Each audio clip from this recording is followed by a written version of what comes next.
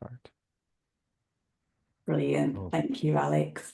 Hello, everyone. My name is Laura Crane. I'm based in the Autism Centre for Education and Research, which is part of the Department of Disability, Inclusion and Special Needs, which is housed within the School of Education here at the University of Birmingham.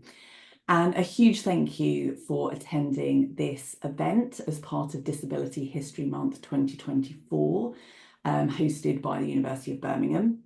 For those of you who aren't aware, Disability History Month is an opportunity to celebrate and commemorate the lives and achievements of disabled people in the UK and across the world. And this year's theme is disability, livelihood and employment, which is at the forefront of our programme here at the University of Birmingham. So by leveraging expertise and lived experience, we hope to initiate conversations, challenge perceptions and explore ways to genuinely embed disability inclusion. And this morning, we're joined by Wenn Lawson and Annie Etherington, who are going to introduce themselves.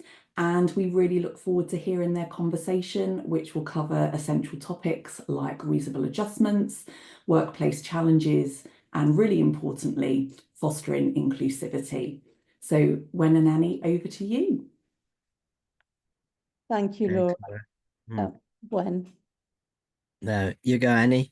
Okay, well, hi, I'm Annie Etherington. I work with Laura in the same department, and I'm here really to facilitate a conversation with Wenn, and I'd like to just ask him to say hello to you all. Yeah, hello everybody. It's in my part of Australia just now. It's 3 minutes after 9 at night, and I'm hopeful that the little light I got on is adequate for this session. I was explaining that the big light overhead is a bit bright for me, and it kind of reflects in a way that I don't like.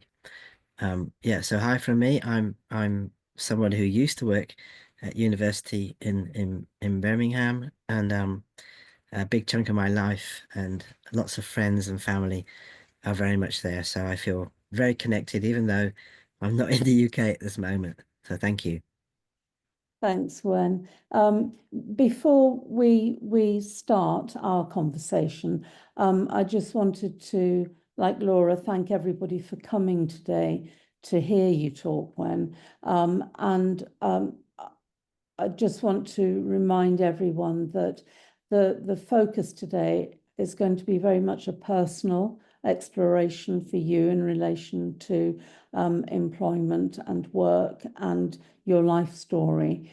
And we're going to be looking at that particularly from the aspect of autism and employment, based on your own experiences.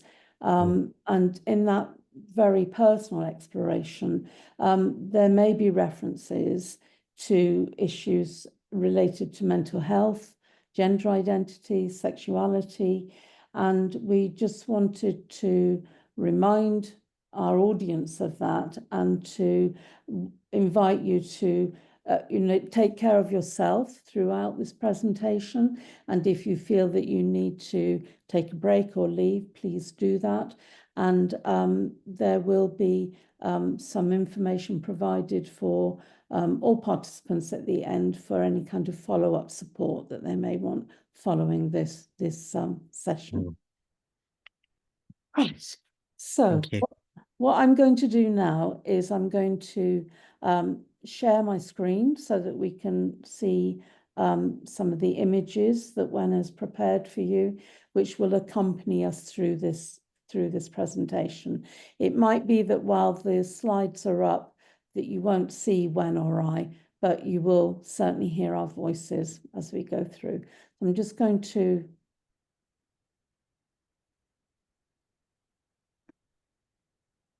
Alex, I'm sorry, it's not letting me share the screen.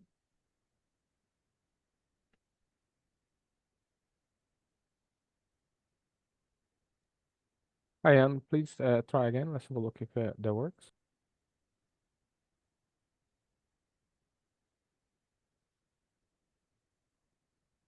Great, thank you.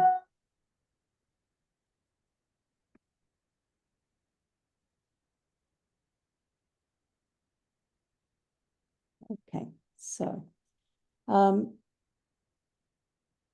going to start, Wen, by asking if you could just set the context for everybody.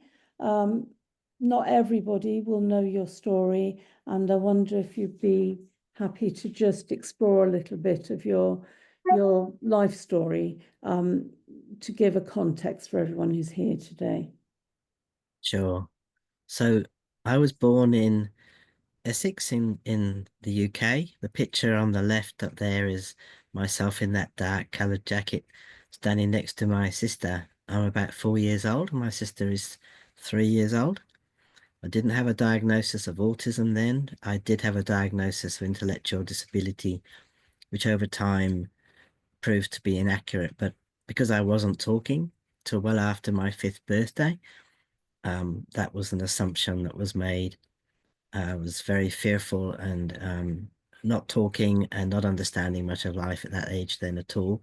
My sister, who's not autistic, was certainly more understanding and connected in lots of ways than I was. The picture next to that one is myself in the tree with another sister, a younger one. That was when I was about 13 and she was 11. We were still living in the UK.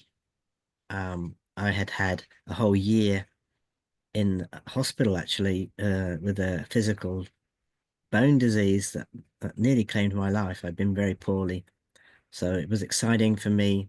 I got a puppy not long before that picture was taken. The one at the very bottom is the three of us, myself in short pants, my sisters in dresses. And that was something that my family, I'm so thankful, chose to. They honored my dress choice. So it was much more likely that you'd find me in shorts or long slacks or pants, and eventually, as I got older, jeans, not in dresses. But nobody quite understood why at that point in my life. I was born as a girl, brought up as a girl, and lived to all outside purposes as very much as a female. But as I got older, it became obvious that I was much more of what they then talked about as a tomboy. I think we still use that term at times, I'm not sure, but it's a girl who's much more at home in boys' pursuits, and that was very much myself. I did grow up, as you can tell, I'm still here, and I should just check, I don't know, because usually if this person talking is usually the person that can be seen, but it doesn't seem to be. No, it won't do it. Oh well. So yes, so I was still very masculine in a number of ways, but I did marry. The man I married had an amazing 500 cc motorbike, which is what drew me. That's not a good reason to get married, people, but I was much more drawn to the bike than to him. But anyway, we had 4 kids. You can see a picture of myself, my now wife actually, and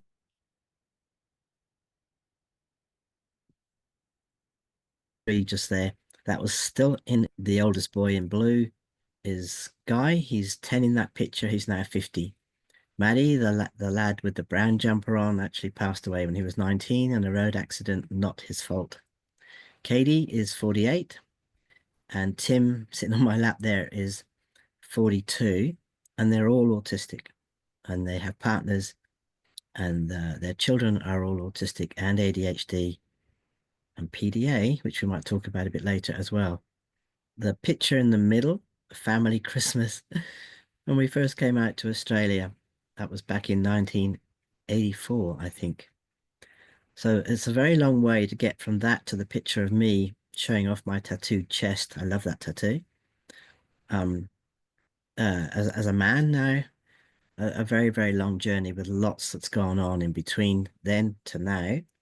And some of those things we'll probably touch on, but coming to an understanding in today's world, society is a lot more at least I think in Australia and in the UK probably too, a lot more open to people not recognizing their gender at the beginning of their lives and often being misgendered by people thinking that your physical body actually is the same as your gender identity. And they're actually very two separate things.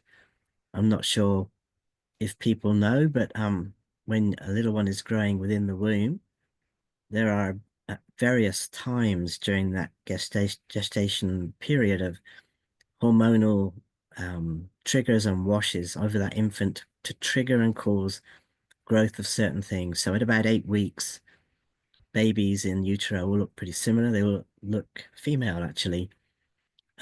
It's not different. No, there's no differentiation physiologically yet as to what sex they will be. But just after that period of time, there is a particular wash, a hormonal wash, that triggers the change according to the X or XY chromosomes. So double X female, XY male, usually. And that's the physiological. So the child becomes physically looking like male or female. But then as time goes on, and about 14 weeks, there's another hormonal wash. And that wash triggers the neurological system to develop more. And within the neurological system, not the physiological, but the neurological system, the brain, that's where gender is. That's where your identity lives. That's where your personality lives, and so on. And that wash sometimes is not in sync with the one that happened earlier. So you could be physically looking female, but gender-wise, you could be male and vice versa. And there are many of us as autistic people who haven't really been able to understand that, join the dots, work it out for whatever reason. But by the time I was about 61, I actually really knew for sure, no, I'm not a woman. I loved being a parent. I loved breastfeeding my kids. Wonderful. I love being a mum. I'm just a male mum. Thank you, Wen. And you've started to explore there some of the those issues around identity, and we're going to take a deep dive, in a sense, into your autistic identity and the relationship between that and your livelihood, your employment, your work, as you move through life. But thank you for giving us that kind of background to start us off. And I wonder if it's okay to focus a bit more now on your experience of work in the early days, maybe starting with, when you left school, when you were still living in England. Yep, sure. I left school at 15. Nobody really expected me to do very much, possibly work in a factory. Wouldn't have been any good in the shop because I couldn't add up, couldn't do numbers, so that wouldn't have worked. But my passion was animals. And I spent, after I left school at 15, I went to Longleat in Somerset, a large animal park where they've got lions and a whole heap of things. And I worked there for 3 months. Absolutely loved every moment. I cycled from home to Longleat each day and back again. It shows you one of the things that shows you some of my social difficulties, perhaps, is that I went up to Longleat, to the house at Longleat. It's a very, very grand sort of manor there. I was told to report up there and get paid, and you got paid in those days by cash in an envelope. I think I got about £7. It seemed like an enormous amount of money to me then. But they had this big black cat on a rope, sort of on a lead for some reason, and it was gnawing away at a bone. And I was so drawn. Beautiful cat. I walked over to it and spoke to it, got down, and was stroking it. And someone came out of the house and sort of said, "Stand up slowly, move backwards slowly." In fact, this cat was a panther, but I didn't know. Just a big cat, and I had no fear. And that sort of thing was not unusual for me with animals, with dogs, with a variety of animals, no fear, which is not usual, I think, in most young people. but that sometimes got me into a spot of bother. And my family anyway, were not really aware of any kind of job that I could take on. Long Leak came to an end, and I had to go away. My parents decided to send me to Taunton in Somerset to college to do a pre-nursing course. Nothing to do with animals, but I also absolutely loved nursing. I'd been in hospital an awful lot as a child, and hospital was my second home. So that's what happened. I was sent to Taunton TAFE in Wellington Road, as it was then. I don't know if it's still there, but to study nursing. And I also was able to do GCEs, or the equivalent to GCSEs and A levels, which nobody expected me to pass, but they thought it wouldn't be a bad idea to have a go at it. I did pass. I did very, very well, actually. And then went on to some they call it state registration, SRN training in Guildford in Surrey as an 18-year-old. And I got into trouble. That practical side of things. I remember we were having a changeover one night from, as you do, the day staff leave, the night staff come in, and I had to go to the office for that changeover to leave. So I was called to the office, but I was in the middle of a routine of getting a couple of people ready for bed. So I put their false teeth in my pocket and went to the office. And the next morning, I had a knock on my door. Didn't have mobile phones then, and somebody said, "Do you have Mr. So and so and this other Mr. person? Do you have their false teeth?" And I said, "Oh yeah, they're in my pocket." And then it was the case of whose teeth is who. Well, I don't know, do I? Because I didn't have any names on them. So I was in trouble. That sort of thing. I was very literal, very black and white, and I got into a lot of trouble. And I actually didn't manage to complete my nursing degree. I had to leave. But yeah, that's how it was then.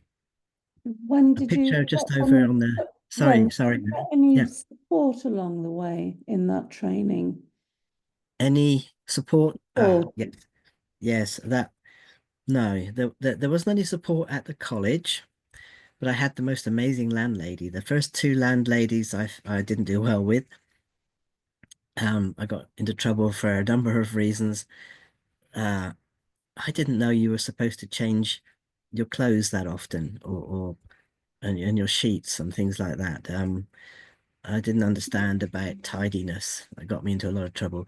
But the third landlady I had back then was amazing, and she really was more like mum to me, and helped me understand about things like deodorants and washing. Didn't have showers like we have in Australia. We had a bath, and it was suggested that I probably should bath once a week and have a strip down wash every day. I thought it was a bit excessive, but this apparently was what people did, so I had to learn to do that. Yeah. thank you for that.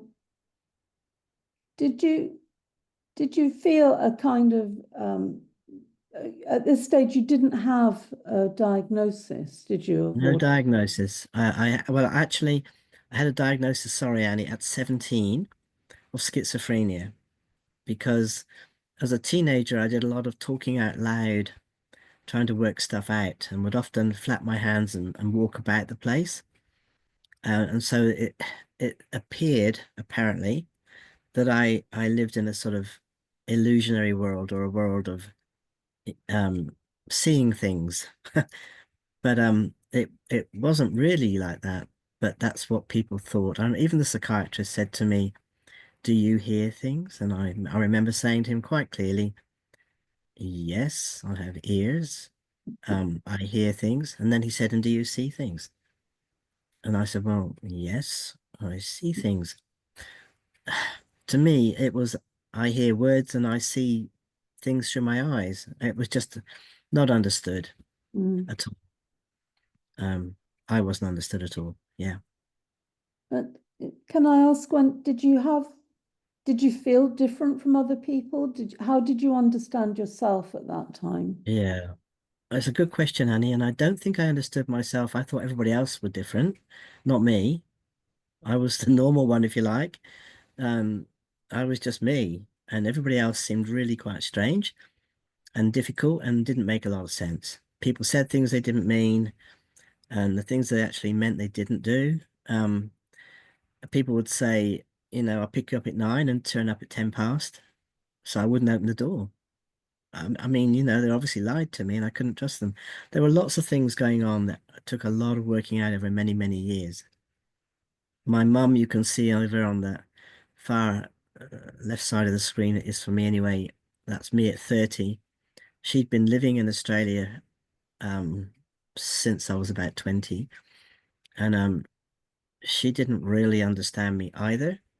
So it was quite a difficult relationship. I tried my best with my mum, but it was a very uncomfortable relationship because they saw me as being quite intelligent, but yet not able in the ways that they'd hoped for. Mm. Thank you. So that gives us a little sense of what was going on for you when you first left school and those first experiences of work in England. But then you moved to Australia. Do you want to take us to the next? Yeah, I married a man, as people do sometimes, because he had a great motorbike, as I said before, not the best reason, and we had 4 kids. David had a great-grandfather and had an Australian history. And my family, my mum, my aunts, my sister, and various cousins were in Australia already.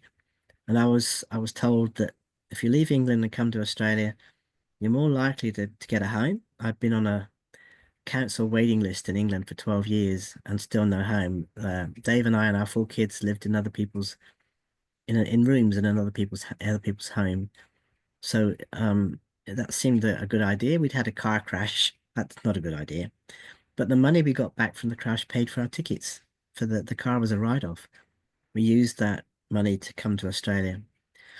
And it was very, very difficult. We lived with my sister and her 3 kids in a 3-bedroomed house, and there was 6 of us. So it wasn't an easy initiation into Australia, and I missed England terribly. They don't have here in Australia that Kellogg's cornflakes don't taste right. Cadbury's chocolate doesn't taste right. There were all sorts of things that were quite uncomfortable, and yet my children loved the openness of life, being able to go into a swimming pool that a friend had up the road with their kids, and that whole way of life. And I began to question quite deeply, well, what am I going to do? And I didn't have any skills. I couldn't do anything. I'd spent one day as a dinner lady. I worked in dog kennels for a couple of days, but nothing had ever worked out for me. For various reasons, I was let go. So what can I do? And that was when I decided I need to go back to college. I need to go back, see if I can do some study. And I sat what they call a mature age exam here in Australia. And to everyone's utter amazement, I passed and I got into university. But that getting into uni and going back to school, okay, so first I went back to school, did the last 2 years of high school, and got the equivalent to VCE, the Australian equivalent. Then I passed the exam for mature age students. I also had high enough grades of my last 2 years of high school to enter uni myself anyway. So I got into university. And all of that was quite complex because I did evening classes and the occasional class at the weekend, so I didn't leave my kids. But it was a lot of work, and there weren't keyboards, and I'm dyslexic, and everything had to be handwritten. It was really tough, but I did succeed, and I got into uni, and that opened doors I could never have imagined years ago. Yeah. And so you undertook this further education for yourself. You have really kind of powered through in terms of getting qualifications. And what impact did that have then on the world of work for you? A huge impact. Sorry, I'm just looking at this message up there. Not sure what it meant. a huge impact because when I got to uni, I found there were a lot more people who were like me. A lot of people had passionate interests. I was studying psychology because I reckon to actually work with people, I needed to become a psychologist. And people all told me that would never be possible, but I thought I'm going to give it a shot. I also, at the same time as doing psychology, I did social work. I was told later I learned you're not meant to do two at once, but I didn't know that then. No one mentioned it. So that I was trying to have some options of what I could do that would have some impact and give me some work. I loved writing, not very good at it, and I'm terrible at spelling, but I loved writing, and I've been writing poetry for many, many years. Even as a kid, I'd write on anything, including walls, which got me into a spot bother. Yeah, so at uni, I was doing a unit on disability and a few things like that. And I thought, you know, what they're talking about is something called autism, and it sounds very much like me.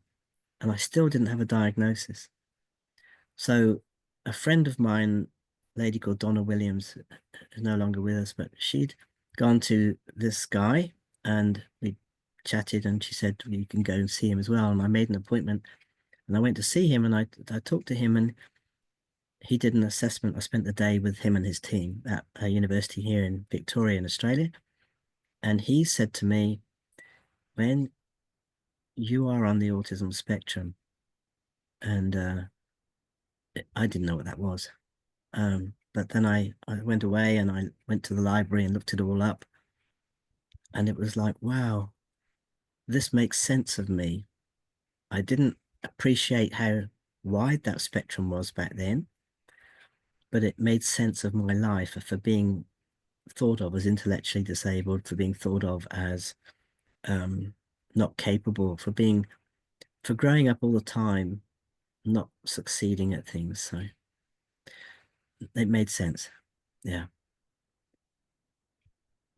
When can I just mention to people watching that we will have a Q&A session at the end. We're going to let Wen tell his story, and then there'll be an opportunity for you to ask questions, and Laura will be facilitating that. So if you can hold fire a little bit while Wen's talking, and then there'll be a chance for you to ask questions at the end. Thanks, Wen. I just wanted to explain that because I could see lots of questions coming up for you, but to get people to hold on till the end, we'll stop at about 1:45 so that there's 15 minutes for questions.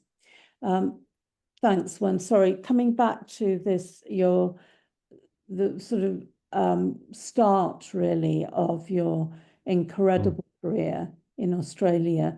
There's a couple of other pictures here that I think take us back into that conversation you were having about that.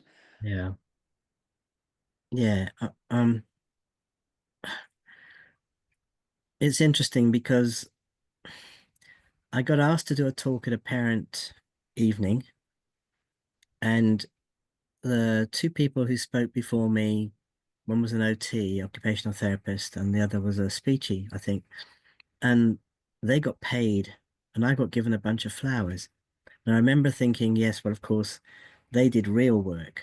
What I'm doing isn't real work. I'm just sharing what it's like to be autistic. And I spoke to a friend about it, and they said, well, actually, yours is as real as theirs. And that inside of you, people don't know what it's like to be autistic. We've only got textbook stuff and the occasional film like Rain Man. So it's actually really important. And, you know, you could be charging money to be heard. I felt terrible about that. I felt all wrong. But at the same time, I thought, if I study and do research and publish papers and can get into teaching, you know, I could earn money doing what I love. And that's the sort of door that opened. People started to asked me to talk at a conference, to speak at a seminar, to run a workshop, and which I absolutely loved, and started to get a bit of money for it, not an awful lot. I also started to write books, and those got published. And again, you don't get much money from writing books, but it was doing what I'm passionate about. And as autistic people, we need to be working within our passion. If we're trying to get employment and it's not something we're interested in, it won't work. It won't work because our brains are designed to be monotropic, to work with one thing at a time. And it's really important that we work with what we're interested in. Now, I love animals. I wasn't successful in getting work in that area. And I loved medical work, but I wasn't able to do that. That was too fast paced, and for various reasons, you know, even though I got the training and I got GCEs and I started my registration as a nurse, I wasn't able to finish it. I needed to work for myself. I'm much better at managing things that I can do working for me than being part of a team. I have succeeded at being part of a team later in life, working with the education department in South Australia, but not for very long, for a couple of years, and that did go well. But at the same time, that was only like 4 or 5 years ago, and I'd grown up an awful lot since then.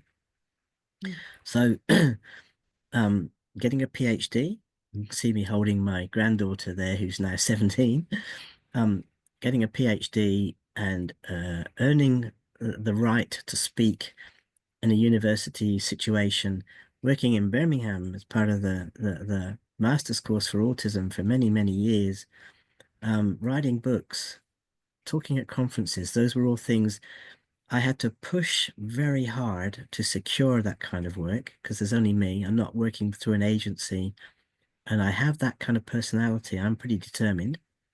You show me or tell me something I can't do, and I'm all right to say, well, watch me. That's the way I'm made. Now, not all autistic people are like Wen. You know, I'm just fortunate.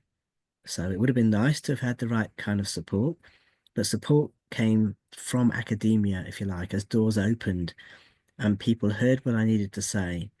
And in 1998, roughly, I met Dinah Murray and Mike Lesser.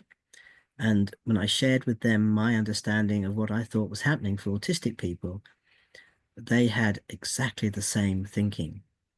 So there's Dinah on the right in that photograph. And Dinah said, that's exactly what I think is happening for autistic people. And so we worked as three of us on a theory about being monotropic, about how autistic people are governed by single focused attention. And that's become my life passion, to develop that understanding and how it impacts on our sensory systems, inner and outer, on our understanding of object permanence when things that we can't see are out of view. It's almost like we've lost touch with them. They're all parts of our autism, plus our personalities and the different cultures we've come from. But that's become my life employment, my work, that I've had to an awful lot do alone. I cannot do numbers. And my wife, you see her in that top picture, that was a book we wrote together about our journey when I transitioned from female to male. She's an accountant, as in that's her training. So Beatrice does numbers, accounts, things anything to do with shopping. I'll say to people, I've got a PhD, but I can't do my own shopping. And it's hard to explain that very uneven skill. So I'm incredibly blessed and fortunate to have a partner, a life partner. We've been together 40 years now, who we complete each other. I have that support, even though I didn't have it from my parents. I've certainly got it from my wife and from within our autistic community, and folk like you, Annie, and people working with me in Birmingham. That was a very supportive situation. So I'm so fortunate. I know I am. But coming from that picture over on the left, that was my first book that I'd written. To that last book, this orangey coloured one at the right top there, floating. It's been a long journey, but a lot of luck, a lot of connecting to the right people. But starting off by going back to school, finishing years 11 and 12, and then back to university. I was 32 when I went to university. when this slide is only a tiny portion of the work that you've had published, I couldn't fit it all on to a slide. So you've been very driven and focused in getting your message out to the world. And I know you have a new book on monotropism, which is due to be published in the new year, which builds on some of that work that you and Dinah and others started on so long ago. Can I just ask you to say a little bit about your work at Curtin University as well, because we missed that. Yeah. University like Curtin University in Western Australia have a unit in the OT department focused on autism. And they came across me and my work. They'd heard me at a conference. And Sonia, one of the professors there, and Ben, who's actually English, another professor, they asked me to join their team. So I'm part of what they call CARG, which is the Curtin Autism Research Group. And we do a lot of work. I support PhD students as a supervisor and master's students, and sometimes go over to Perth. From where I live, that's about a 3-hour trip on a plane to give lectures in the department. And we just work together as a team, writing and researching autism, and especially autism and mental health. So last year we wrote the Autism and Mental Health MOOC, massive open online course, which is free, hosted by Curtin University. The whole course is operated and run and put together through the lens of monotropism. This is very exciting, very, very exciting, because there's nothing like it in the world. So there are courses for non-autistic people that Curtin have put up for mental health as well, but it's not addressed through the cognitive style of how autistic people think and process life. So yeah, there's so much going on now in the world of autism and monotropism, and understanding us as autistic people. People are listening to autistic people. Oh dear, should be nothing about us without us, Annie, but it's taken a long time to get that point. It has, but we have you to thank as well for leading on that across the world, really. Thank you. Thank you. I also wondered if you wanted to just share a little bit about your incredible outreach, in a sense, with all your social media presence, which is very effective. So we have YouTube, and it's amazing. So I have a YouTube channel, and I can do small doodles, little animations, talk for 6 or 7 minutes about a concept like ADHD, like PDA, persistent drive for autonomy in autism, like monotropism, like object permanence, interoception. A whole heap of things are on my YouTube channel. That is something I do, and I put it out. You don't get paid for it as such, but I put it out to help people connect to an understanding, and then sometimes I'm going to even get an offer to go and do some work about it. The TED Talks, or TED B, the TED B Talks, were through the period when we were all shut away in our homes, when we had COVID, as it was such a very huge thing. COVID hasn't gone away, we know that, but it meant that I couldn't get out to do conferences or talks. So I did talks in front of my soft toys here at home, and they're on my YouTube channel as well. And the posters on the right there that you can see, we made those when I was working for the Department of Education in South Australia. We put together a whole collection of posters and information that people could take a snapshot of, could put the poster up in a classroom, in a doctor's waiting room, in the ED, or wherever. There's a number of them to help people understand what autism is. So they're all outreach things, if you like. Absolutely passionate about doing these things. So I'm, again, very fortunate to be working in my passion. Employment for autism doesn't work outside of working with your passion. It really doesn't. We're designed to work with passion. Thank you. That's quite a strong message that's coming across from your talk today. Just before we move on to the last slide, is there anything that you'd like to reflect on in terms of either something that has been a challenge overcome or a particular success that you feel that you'd like to celebrate? Oh, that's a tough one. I think I'm fortunate to have a personality that says, no, I really need this, and if you can't give it to me, I will seek it out elsewhere. And I've lost beautiful friends that I loved very much, not to death, but to them not agreeing with my choice of lifestyle. I have had to go it alone in a lot of spaces because people didn't understand. How can you live to be 61 as a woman and then suddenly think you're a man? You know, you didn't appear unhappy. And I say to folk, I wasn't unhappy, but I wasn't home. I wasn't home. And I hadn't been able to join the dots before that point in my life. And when I went to my daughter, and said to her, you know, I have something I need to tell you. She said, Mum, you're going to tell us you're going to have a sex change, aren't you? And I said, well, you know, maybe I was going to tell you I'm well, or something's happening to my relationship with my wife, or no, no, we know you, and it's not a shock to us because this is who you have always been, and we know.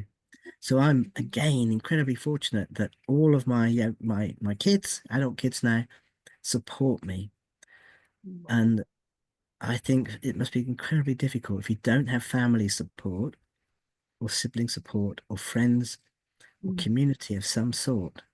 It's a battle to be out there on your own. So avoid those that are toxic, avoid those who put you down, avoid those who don't welcome you who you are, and seek out those who do. Finding our community, finding our niche is so, so important. And the support that we need, I wish it were just readily available and you could dial it up, you know, phone a number and there you go. It tends not to be that way. It tends to be you need to do your research, choose those people you're comfortable with, keep away from those who you don't feel comfortable with, and yeah, knock on those doors until they open.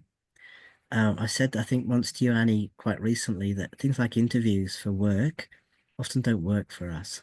So put together a portfolio, knock on a door, don't don't worry about the interview so much, but let people see the work you can do and let them give you an opportunity to show them that, rather than fleeing from that whole idea of work because you can't face an interview with a person.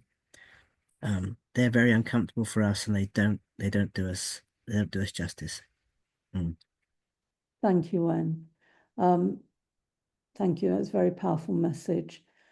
And just to end, we've looked at some of your amazing collection of publications, but you also have written and published as a poet. And I wondered if you would just be prepared to finish this part of the presentation by telling us one of your poems that seems to have a relevance to what you've been talking about today. Thank you. Yes. So we are here. Absolutely.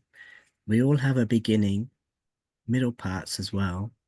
But as we grow and come to know, over or our other bits can show. My autism captured me. My autism set me free. Coming to terms with all of that, here captured in this verse, is but a thread woven through my life, and not to me a curse. Being human can take many forms, for each there are so many norms.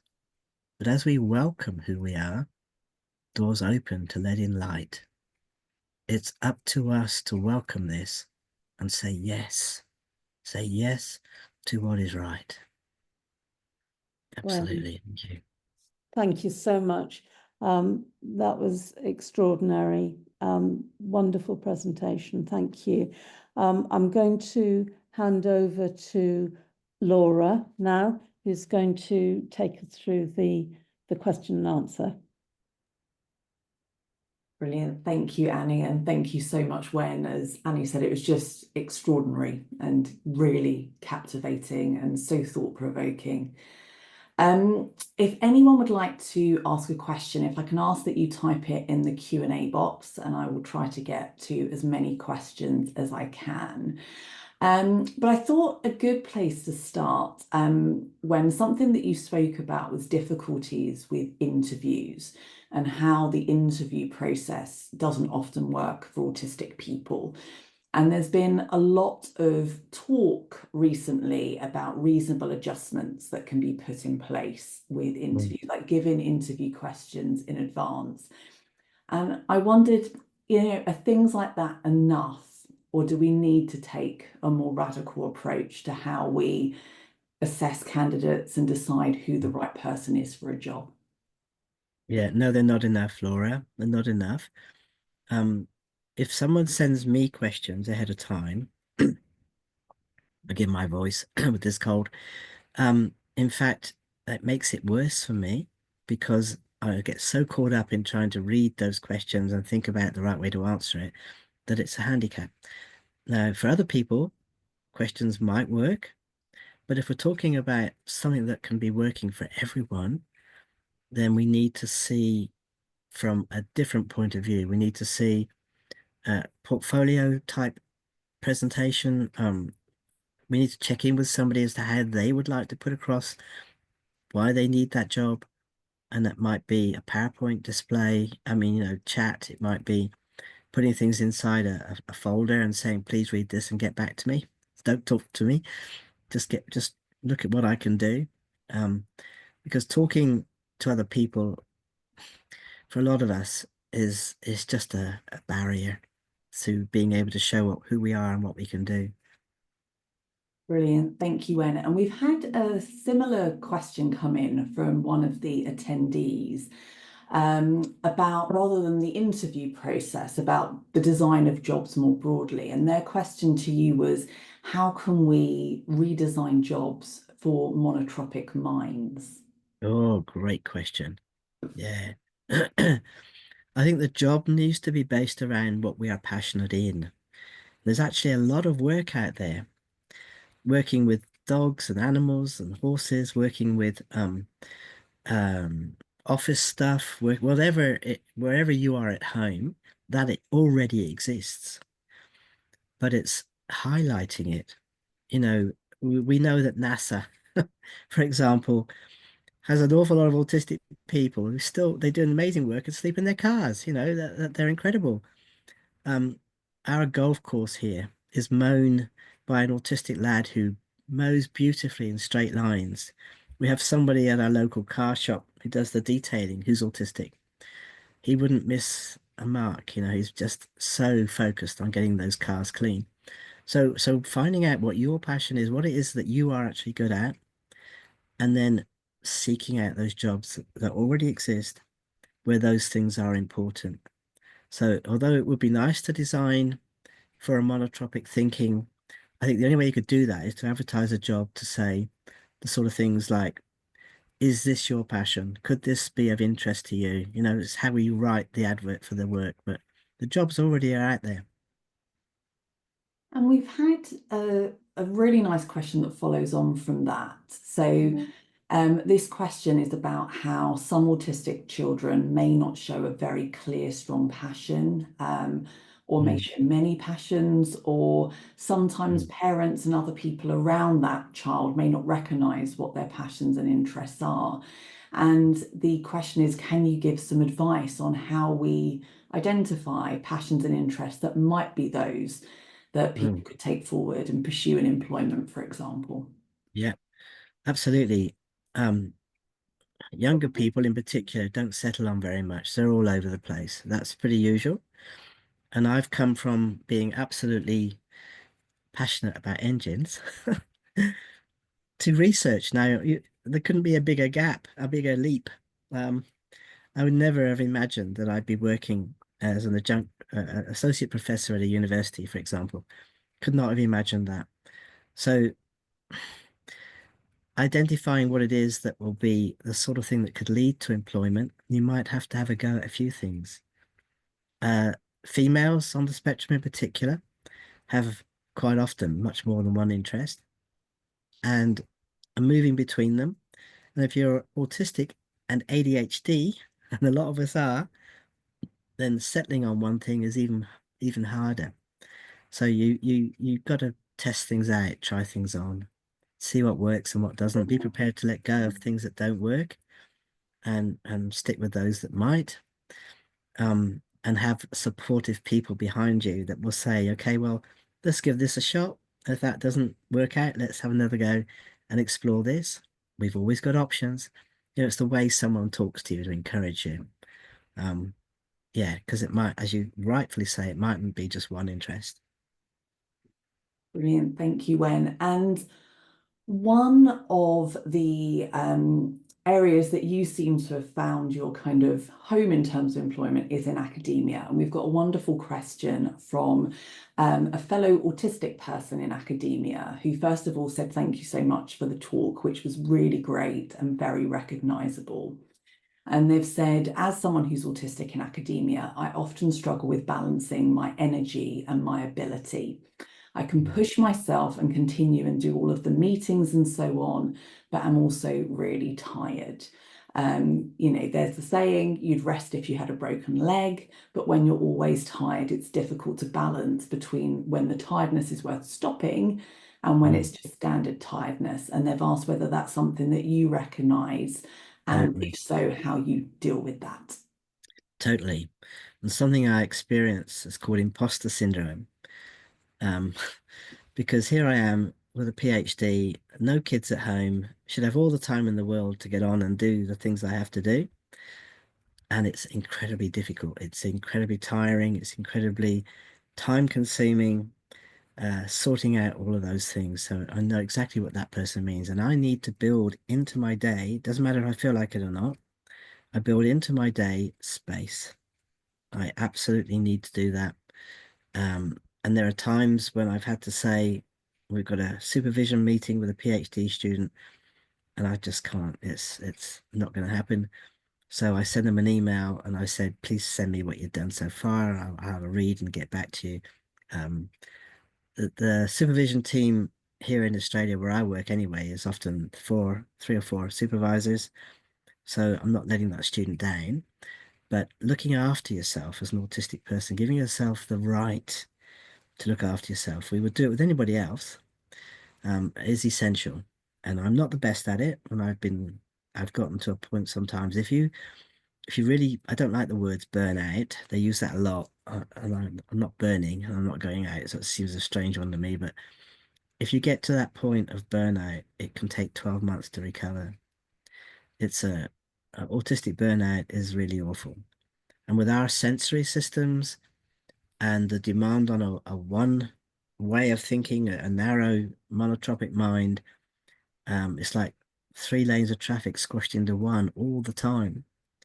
You don't have time to swap even. So it is really, really hard. So build into your day space, time out. Other people might manage, I don't know, what is a typical day? 9 to 5 or 9 to 7 for some people.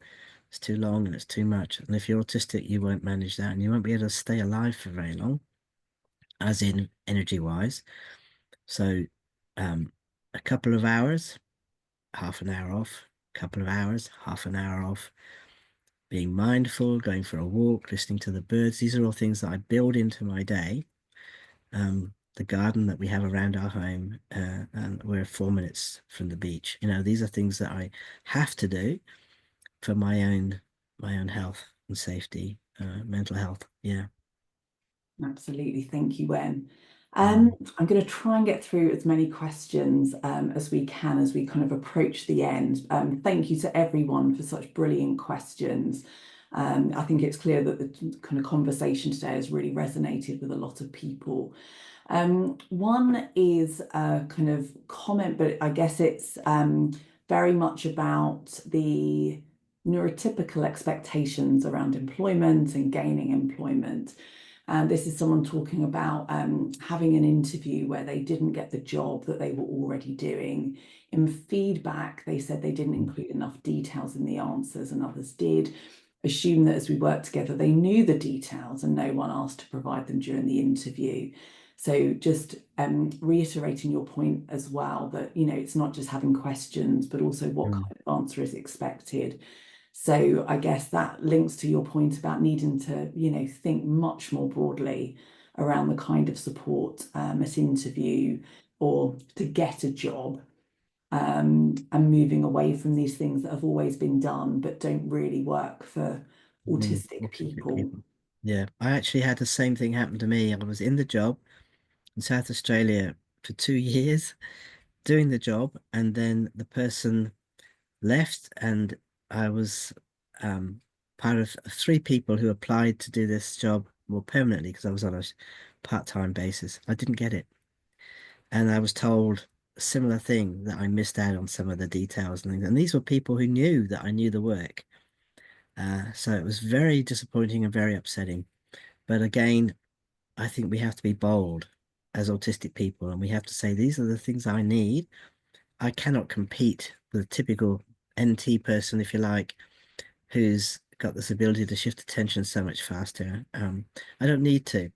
No more than somebody in a wheelchair competes with someone who's walking. It doesn't make us any less human or less able, but in the world's view, it does. And that's uncomfortable, but we need to prepare for the world that we're in as much as we can. We've got one more question. I think this will have to be the last one we can take, unfortunately, but it links to monotropism again. And this is specifically about an example of supporting a young adult to move forward in their work. Their kind of intense interest and their passion is gaming on the computer. And any advice that you would give in terms of facilitating and fostering different interests such as that? If gaming and the computer is their interest, it's going to be really hard to shift that interest. It's better to try to work with it.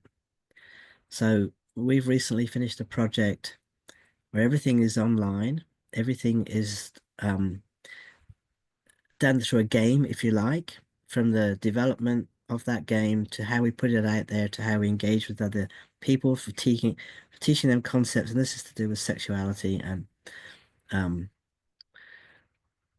pornography and terrible stuff that is out there, which is the wrong way to learn about sexuality. So if this person is into gaming, into the computer, it would to be something in technology.